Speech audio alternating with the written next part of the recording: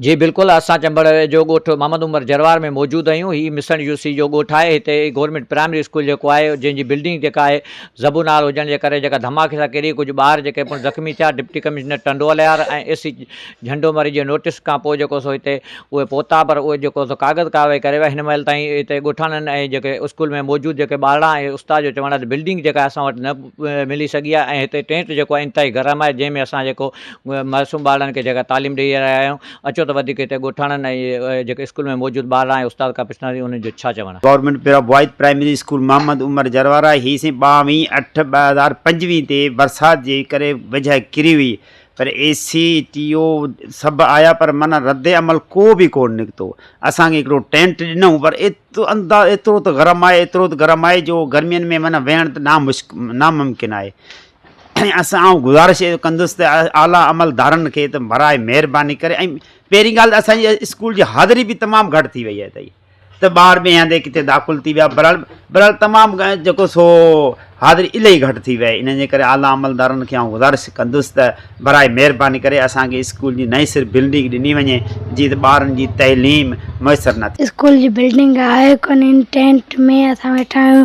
गर्मी ॾाढी आहे, न त पंखा आहिनि हिते न कुझु। ऐं भराए महिरबानी करे असां वटि बिल्डिंग ॾिनी वञे। आया हुआ फोटो कढियईं, विहारिया। असां ॾाढी मुश्किल में आहियूं, बिल्डिंग असांखे अञा ताईं मिली कोन्हे। में न पंखा आहिनि, असां हिन में कीअं पढ़ी सघंदासीं। जो कमु को बि न थियो आहे, का बि सहूलियत न आहे। DOTO आयो आहे, पर हिन में को बि मसइलो हल न थियो आहे। असांजा मासूम ॿार ई गरम आहे, तव्हां 12 खां पोइ नथा वेही सघनि। पाणी खारो आहे, इन जे करे का बि सहूलियत न आहे। ॿार चरा बीमार थियनि था। हिते घणी कारी शाही जो बि हूंदो आहे। इन्हनि खे चवंदो आहे त महिरबानी करे असांखे जल्द बिल्डिंग ॾिनी वञे। असां वटि को बि सहूलियत न आहे, असांखे जल्द बिल्डिंग ॾिनी वञे। उस्ताद सुठो पढ़ाए थो, बिल्डिंग कोन्हे, पीअण जो पाणी कोन्हे, का बि सहूलियत कोन आहे। महिरबानी करे असांखे बिल्डिंग ॾिनी वञे। गर्मी जाम आहे, ॾिसो तव्हां बि ॾिसी रहिया आहियो, कैंट लॻो पियो आहे। मजबूरी ख़ातिर आहे असांजो जेको आहे सो ॿार वीचारा काफ़ी जेको आहे सो ॿार शार्ट थी विया आहिनि। पहिरीं जेको त अल्हम्दुलिल्लाह स्कूल में जेको आहे सो ॿार जाम हुआ। हींअर जेको आहे सो माना तव्हां पाण ॾिसी रहिया आहियो त घणा ॿार आहिनि। ॿिए हंधि जेको आहे सो ॿार मोकिलिया विया आहिनि। इन करे जो हिन में गर्मी बि जाम आहे, जेको आहे सो इन जे करे जेको आहे सो न पाणी जी पीअण जी सहूलियत आहे, न जेको आहे सो गली जी सहूलियत आहे। माना जेको आहे सो का बि सहूलियत कोन्हे। वीचारा मुश्किलात में आहिनि। असां इहो ई मुताला करियूं था त असांखे जेको आहे सो बिल्डिंग ॾिनी वञे, जेको आहे सो असांजा तालीम जेको आहे सो मुकमल थी वञे हली ॿारनि जी।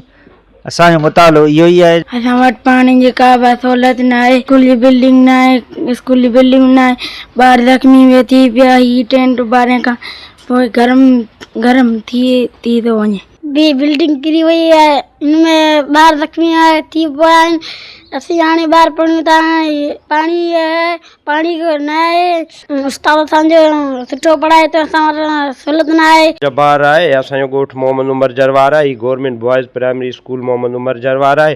ही मुंजादा ही 22 अगस्त 2025 जे जेके लास्ट वारियूं बरसातूं हुयूं, उन में ही छित जेको सो उन असेंबली जे दौरान ॿार ॿाहिरि हुआ। ही छित जेका असां धमाके खां किरी पई, उन खां पोइ जेको सो ही साॻी पोज़ीशन लॻी पई आहे। DCO साहिबु आयो, हिकिड़ो इहो जेको टेंट आहे इहो प्रोवाइड करे ॾेई वियो। उन खां पोइ अलावा न केरु हिते आयो आहे, न केरु पुछे थो, न केरु ॾिसे थो। ऐं हिते स्कूल जी जेका कंडीशन आहे उहा इन जे साम्हूं आहे। गर्मी लॻी पई आहे, हिकिड़े गरम टेंट में ॿार कीअं वेहनि, कीअं पढ़नि। हिते जेको सो ॿारनि जो मुस्तक़बिल जेको आहिनि पंहिंजी दाव ते लॻो पियो आहे।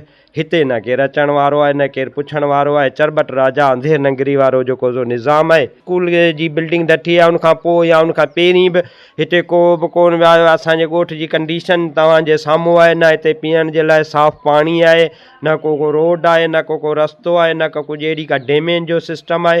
हिते जर जो पाणी तमामु घणो ख़राबु आहे, जंहिंमें अनेक बीमारियूं जेको आहिनि हिते पैदा थींदियूं पियूं वञनि। कैमरामैन इरशाद मलक सां गॾु मोहम्मद अशरफ मंगरियो, मेहरान TV चंबड़।